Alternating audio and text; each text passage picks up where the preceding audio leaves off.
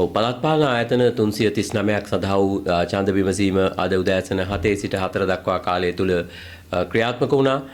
මේ වෙනකොට ඡන්ද විමසීම අවසන් වෙලා තිබෙනවා. පැට්‍රල් සංවිධානය මේ මැතිවරණය නිරීක්ෂණය කිරීම සඳහා 3000ක පිරිසක් ස්ථානගත නිරීක්ෂකයින් සහ ජංගම නිරීක්ෂකයින් ජංගම රථ 200ක් යොදවන්නට ක්‍රියා කළා.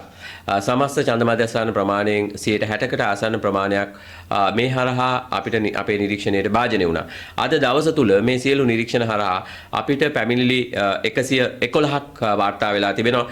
මේ අතර පහර දීම් දෙකක් ඒ වගේම පිහියෙන් ඇනීමක් පිළිබඳව දර්නිකල ප්‍රදේශයෙන් වාර්තා වෙනවා. පහර දීම පුත්තලම ප්‍රදේශයේ ඒ වගේම ඡන්දදායකින් ප්‍රවාහනය කිරීම සිදුවීම් එකක්, ඡන්ද ආයාචනය කිරීම සිදුවීම් 38ක්, ප්‍රචාරණ කටයුතු සිදුවීම් 52ක් සහ නිවාඩු ලබා නොදීමට අදාළ සිදුවීම් 4ක් මේ අතර වාර්තා වෙලා තිබෙනවා. ඒ වගේම අපි දන්නවා ආබාධිත ප්‍රජාව සඳහා මැතිවරණ කොමිෂන් සභාව ඔවුන්ට පහසුකම් සැලසීම පිළිබඳව මේ ඡන්ද විමසීමේදී වෙනත් මැතිවරණ වලට සාපේක්ෂව විශාල උත්සාහයක් ගනු ලැබුවා. ඒ වුණත් තවමත් සමහර මධ්‍යස්ථානවල මේ ප්‍රවේශ පහසුකම් පිළිබඳව නැවත අපිට සලකා බලන්නට සිද්ධ වෙනවා. අපි බලාපොරොත්තු වෙනවා මේ පිළිබඳව ඉදිරි කාලය තුල මැතිවරණ කොමිසමත් සමග ඒකාබද්ධව කටයුතු කරන්න. මේ සියලු තත්ත්වයන් මේ පැමිණිලි 111ක් අපිට වාර්තා වුණත් මේ සමස්ත පැමිණිලි වල ස්වභාවය සහ මුළු රටේම පැවති මැතිවරණයක ඒ වගේම අපේක්ෂකයින් 75000ක් තරඟ කරපු මැතිවරණයක අවසන් ප්‍රතිඵලය අපි බැලුවොත් අපිට මේ මැතිවරණය සාමකාමී ආකාරයට අවසන් වුණු බව තමයි පැට්‍රල් සංවිධානයේ අදහස වෙන්නේ. ප්‍රචණ්ඩකාරී සිදුවීම් කිහිපයක් මේ අවසන් මොහොතේ වාර්තා වුණත් සමස්ත මැතිවරණයේ සාමකාමී ආකාරයකට පවතුණු බව අපේ නිරීක්ෂණය වෙනවා.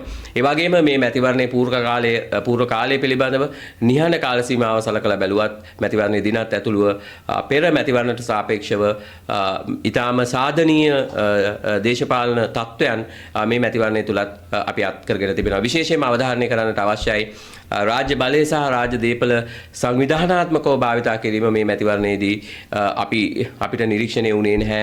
සිද්ධීන් 20ක ප්‍රමාණයක් අපිට වාර්තා වුණත් මධ්‍යම රජයේ හැටියට ඒවා සංවිධානාත්මකව භාවිතා වීමක් දකින්නට තිබුණේ නැහැ.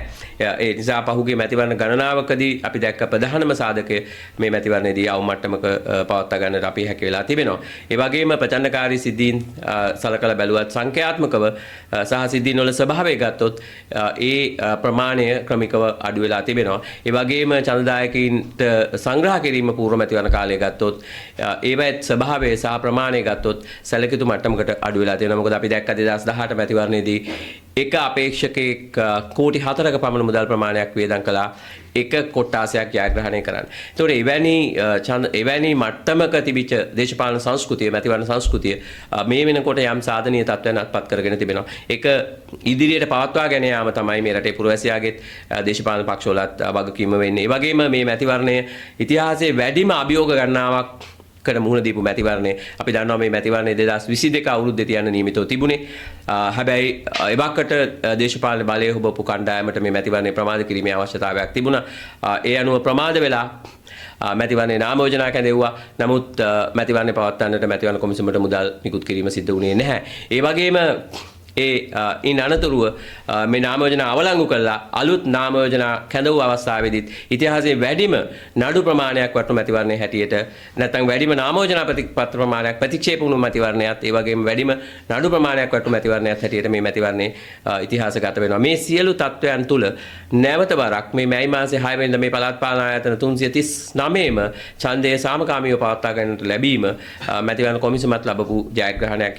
යම් අඩුපාඩු ගණනාවක් අපි දැක්කත් සම්පූර්ණ මැතිවරණ ක්‍රියාවලිය ගත්තොත් ඉතාම සාධනීය මට්ටමක මේ මැතිවරණ ක්‍රියාත්මක වුණු බව තමයි අපේ අදහස වෙන්නේ. ඒ වගේම ඡන්දේ භාවිතා කිරීමේ යම්කිසි අඩුවක් මේ මැතිවරණයේදී අපි දකිනවා. සාමාන්‍යයෙන් 50-60-65 අතර ප්‍රමාණයක් තමයි පළාත් පාලන ආයතනවල ඡන්දය භාවිතා වෙන්නේ. ජනාධිපතිවරණ සහ පාර්ලිමේන්තු මැතිවරණවලදී 75 සිට 70 සිට 85 දක්වා ඉහළ ප්‍රතිශතයක් වාර්තා කරනවා. නමුත් 2018 පළාත් පාලන මැතිවරණයත් එක්ක මේ මැතිවරණයේ ඡන්දය භාවිතා කිරීමේ ප්‍රතිශතය සැලකිතු මට්ටමකට අඩු වෙච්ච බව අපිට නිරීක්ෂණය වෙනවා. 2018 සුවිශේෂී මැතිවරණයක් 79ක ඉතා ඉහළ ප්‍රතිශතයක් පළාත් පාලන ඡන්ද විමසීමේදී ඡන්දය භාවිතා කළා. මේවර එය 50% ඉක්මවන්නට සමත් වෙලා තියෙන බව අපේ නිරීක්ෂණය වෙනවා.